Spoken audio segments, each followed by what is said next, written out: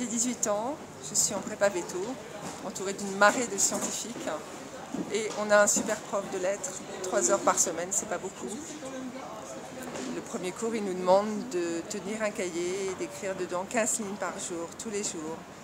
On a cours avec lui le vendredi et le lundi, donc on lui rend le vendredi, il nous les rend le lundi. C'est pas noté, c'est juste pour qu'on apprenne à s'exprimer par écrit.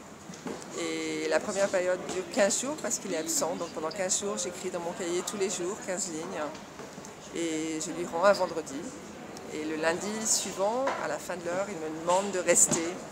Il ne rend pas mon cahier, donc je m'approche de son bureau un peu inquiète. Il pose le cahier sur le bureau, il pose la main sur le cahier et il me dit « Mais qu'est-ce que tu fais là, toi? T'es pas du tout faite pour ça, t'es faite pour être écrivain. » Je l'ai écouté, j'ai arrêté la prépa 2 mois après et je suis devenue écrivain.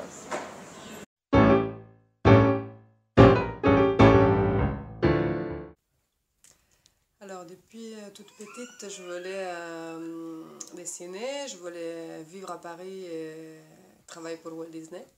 Et un jour au collège, mon prof de Histoire de l'art et art appliqué nous a fait faire un exercice de refaire une planche de BD.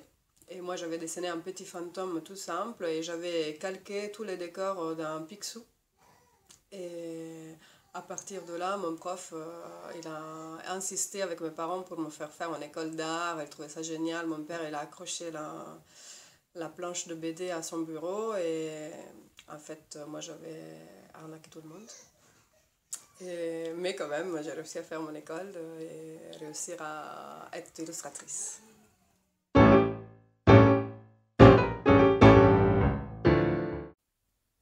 Comme pas mal d'enfants, j'adorais dessiner et c'était même pas une question d'imaginer être dessinateur, que ce soit un métier, jusqu'à ce qu'en sixième, quand j'étais au collège, un dessinateur passe dans la classe et me montre un truc incroyable, c'est que c'était fait par des gens normaux, un mec normal, vivant, et moi-même j'étais un mec normal. Donc après j'ai dessiné au collège, au lycée, jusqu'à ce que je fasse un concours où il était dans le jury. Et en allant chercher mon prix, j'ai reconnu ce dessinateur, qui était donc Michel Plessis, qui après m'a invité chez lui, m'a donné des conseils, fait des critiques, et m'a même donné mon premier boulot professionnel, payé. Ça, c'était hyper important. Donc, rien pour ça, merci. Merci Michel. Merci, même si quand même c'était un logo pour le musée de l'huître. Voilà.